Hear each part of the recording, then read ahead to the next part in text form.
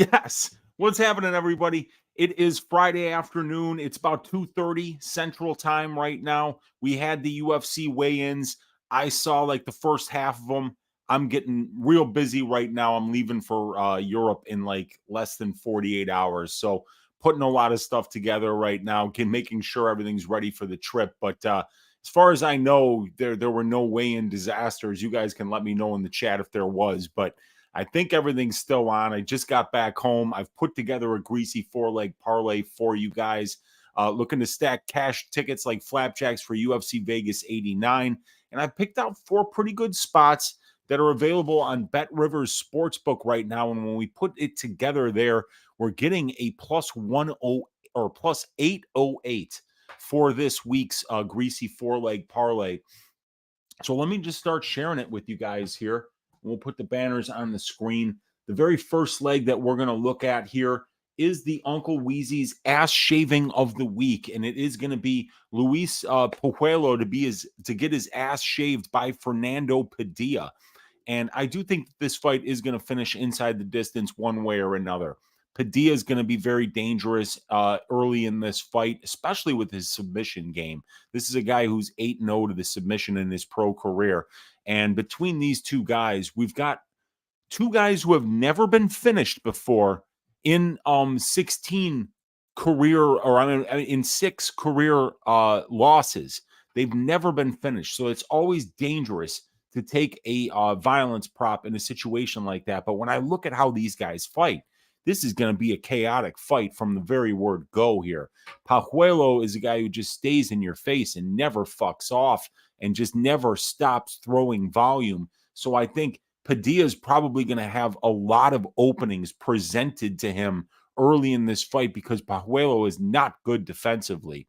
And I could see Padilla landing a big shot, a big knee, a big elbow, potentially getting a submission as well. And then as the fight goes on, Padilla does kind of slow down sometimes, and he's only 2-5 in decision. So I do feel like as this fight goes on, we might see Fernando Padilla slow down a little bit. And if he does, Pajuelo is going to be putting it on him. And I could see the fight getting stopped late, just from late volume and just a drowning action here from Luis Pajuelo, who really throws a ton of volume, never stops coming forward, and really just drags his opponents into attritional wars. You could see here that Pajuelo has knocked out 7 of his 8 wins, and Padilla has 15 wins, and he's got 13 total finishes. So 20 of these guys, 23 combined pro wins coming inside the distance. So almost a 90% combined finish rate for these two guys. Plus, stylistically, I see that this is going to be an absolute war. So I don't mind that neither one of them has been finished before. I do think that this fight finishes inside the distance. And it is a featherweight fight, but we had a couple of featherweight fights go to decision last week that I thought could have finished. So I think we're going to see a finish in this one, get a little regression. Minus 155, Padilla Pujuelo is going to be the first leg of this parlay. So if we go to BetRivers Sportsbook here and we scroll down and we find, there it is, Pajuelo Padilla fight to go the distance, no, minus 155 is going to be the first leg of this parlay. Leg number 2 is going to be Peyton Talbot to win in round 3 or by decision. That's going to be plus 148 here on BetRivers Sportsbook. Peyton Talbot, all of his wins are either by decision, third round finish, or second round finish. But Cameron Simon is a very, very durable guy with excellent conditioning. So even though I think Peyton is going to do the better work here, I think he's going to win the minutes by the volume that he throws out there, and his striking is excellent. It's very good. And both of these guys have excellent chins. I think that this fight is going to go into the third round for sure. And if it does, I think that's where you're going to see both guys be at their most dangerous, because they both do get better as the fight goes on. And both of these guys, while they have good chins, they both do absorb a lot of punishment and both dish out a lot as well. So I do see Talbot getting the nod here, and I like him to win this fight. but I don't think he's got a chance of getting Cameron Simon out of there in the first or second round. So instead of paying minus 140 for Peyton Talbot, let's lean into that best win condition of his, which is late or by decision with the volume that he throws. So let's go Peyton Talbot to win in round 3 or by decision at plus 148 on BetRivers Sportsbook here. There we go. And if you go up here to fight or round here in the middle, click that round bar, and you're going to get the winning group of rounds. And Peyton Talbot round 3 or decision is plus 148. That brings us up to plus 309 on this 2-leg parlay. Leg number 3 is going to be the over 1.5 rounds in the Shabazian versus Dobson fight. So let's get that up on the screen here. We can see that the over 1.5 rounds is minus 190. That's going to bring our parlay up to plus 526. This is the prop template that's available on my Patreon. This what it does is it takes the betting line, it converts it into an implied probability, and it compares that implied probability against the divisional benchmark for whatever the bet is. For in this case, the divisional benchmark is 62.55% for fights going over 1.5 rounds in the men's middleweight division. So we compare the price of the line, which is 65.52% or minus 190, to the divisional benchmark and to both fighters' combined totals for going over 1.5 rounds in the UFC. And you see that all 3 of AJ Dobson's fights have went over 1.5 rounds, and 6 of 9 Edmund Shabazian fights. So that brings us to 9 of 12, or 75% of their combined fights are going over 1.5 rounds. Shabazian definitely has some power, as does AJ Dobson, but neither one of these guys gets hit clean much on the feet. I think some of these guys, Dobson or Shabazian might initiate some wrestling here, but what I see is a fight that's going to go the distance, actually. I like the fight goes to decision at plus 135 this week. I think it's a very solid bet, but I think we could also get a little bit better of a price. I'd rather lean into that over 1.5 because we only have to go over 7.5 minutes here. And AJ Dobson is really good defensively on the feet. His distance striking defense numbers don't look great, but he absorbs a lot of leg kicks, which don't really seem to bother him. And I think that this one is going to cruise over 1.5 rounds.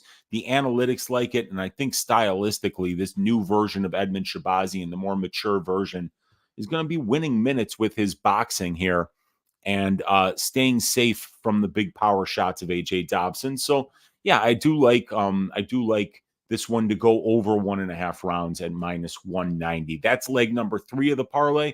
And then let's give us something fairly fat to hedge out for the last leg here, so that if we cash these first 3 legs, we can just back off and then take the other side of what leg number 4 is in order to ensure ourselves a profit. But it's going to be Thug Rose's money line at minus 225. I think she's the better fighter. I thought she gave a really good account of herself in terms of her distance striking acumen against an elite flyweight striker in Manon Fiorot. So I do like Thug Rose to win this fight. And I think that getting her as the last leg of this parlay will be able to, on fight day, probably hedge out of this parlay if the first 3 legs hit at about a plus 200 number almost on Amanda Ribas. But that minus 225 brings us up to plus 808 for this 4-leg parlay here. And yeah, I mean, I like Thug Rose to win this fight. I think she'll be the better minute winner at distance striking range. Amanda might try to take Rose down, and she might try to grind her out, but Rose has got all the 5-round experience, 8 5-round fights at the UFC level, while Ribas has 0. Rose has fought the better brand of competition. She flashes more power on the feet, and she spends a very small amount of time of her UFC octagon time being controlled by her opponents. So I think, and I also really worry about the durability issues of Amanda Ribas, because she's been knocked out in 3 of her 4 career losses, and she does not wear damage well. She gets hurt in a lot of her fights, and Rose is just active enough and powerful enough of a striker, I think, to find those damaging shots and either win on decision by landing the bigger shots on the feet and having the more experience in 5-round fights of how to handle those and how to win in those fights. And just being that power differential and that durability differential is something I think we can lean on here, in addition to the high level experience and the strength of schedule advantage here. So yeah, leg number 4, Rose Namajunas minus 225. I'm going to put a half unit on this parlay to try to win about 4 units. So plus 808. Let's see what you guys are saying in the chat. Do you like this one? Do you think this one hits? Because last week we got waxed. I think only one of the 3 legs hit. I think the Bulgarian Christian Rodriguez under 2.5 rounds had a very good chance to hit it. Just didn't come through for us. Kennedy and Chekwu actually was the last leg of it, but it was already long dead at that point. And then I think the first leg, the first leg was the over in the Amarim versus McKenna fight, where McKenna just went into her guard and pissed that one away for us. So let's see what you guys are thinking here in the chat. We got Olajuwon and Dream in the room saying, "Oi!" We got Benino in the room saying, FD, a fight doesn't go for a decision for Rosa versus Ramos, got to be 1 leg. I'm worried that neither one of them gets a finish in that fight. I actually think that one might go to decision, even though both of these guys get finished in their losses. I just don't want to count on Julian Erosa finishing Ramos, and I don't want to count on Ramos finishing Erosa. So I'm just going to leave that one alone. I think it's going to probably actually go to decision, and I think that's a fairly good contrarian bet. But when I looked at the number, it's not interesting enough to get me in there. We got Joe Banavicius in the room saying, "Let's go." We got Cucumber Doctor in the room saying, "Hey, Weezy, better luck this week. Last week was just too greasy." Yes, it was. Let's hope that we hit this one this week, man. Broke D-Gen in the room saying, "Oi!" We've got Michael Martinez saying, "Oi, what's up, Unc? How you doing, Michael? Good to see you hanging out in here, man." We got Fighter Fade UFC saying, "Sup, Weezy." We got Teron Brown saying, "Didn't know AJ Dobson was a power puncher." Dude, he was prior to the UFC. He was finishing a lot of his fights. He definitely hits very hard. But what happens is a lot of these guys that are showing power on the regional scene, it just doesn't translate up here at this level when you're fighting an elite level of competition, guys that don't go away the first time you hit them. So that's why I think that over 1.5 is a pretty good play this week. And I am doing well. Tehran, good to see you hanging out in here. We've got Broke D-Gen saying, "I would say no hedging on this one if you're only going to get plus 200, though. I'll just ride Rose." Yeah, and I think Rose is going to win here. And Tehran in the room saying, "Oi!" And we've got Jeff Bruno in here saying, "I wish this wasn't at the Apex cage, but I still like Rose. I got her at minus 170. Yeah, you beat a lot of line movement there. You did your job, Jeff. You got a good number. Now you can just relax and hopefully cash that thing." We got Golden Octagon in the room saying, "Oi, just got off work. Get to listen to my favorite uncle on the ride home. Let's go, my man. Good to see you, the Golden Octagon, hanging out in here." And we got Kennedy was supposed to have beaten OSP. Yes, he was, but OSP in the post-USADA era looked pretty good out there. And Jeff Bruner saying, "You need a groundskeeper Willie grease me up woman graphic for these segments." That would be awesome, dude. Yeah, dude. When groundskeeper Willie gets greased up and ready to go, man, he is a formidable opponent. And so am I, you guys. I think we're gonna hit this one. I think we're gonna cash this greasy 4-leg parlay. Good luck to all of you this week. Let's stack cash tickets like flapjacks for UFC Vegas 89. Real quick recap here. Leg 1 of the greasy 4-legger fight doesn't go to the decision for Padilla versus Pajuelo, minus 155. Leg 2, Peyton Talbot to win in round 3 or by decision at plus 148. Leg 3, the over 1.5 rounds in the Shabazian Dobson fight at minus 190. And leg 4, Thug Rose money line minus 225. That comes out to plus 808 on BetRivers Sportsbook. Good luck to everybody this week betting the fights. We will see you next week. Stat Diggers is going to be coming to you one day late because I am going to be in the air traveling from the United States to Europe all day Sunday. So look for Stat Diggers on Pub Sports Radio sometime Monday afternoon before Clint goes live on the Home of Fight Network. Good to see you guys. Good luck betting the fights this week. God bless each and every one of you, and we will talk to you soon. Good day.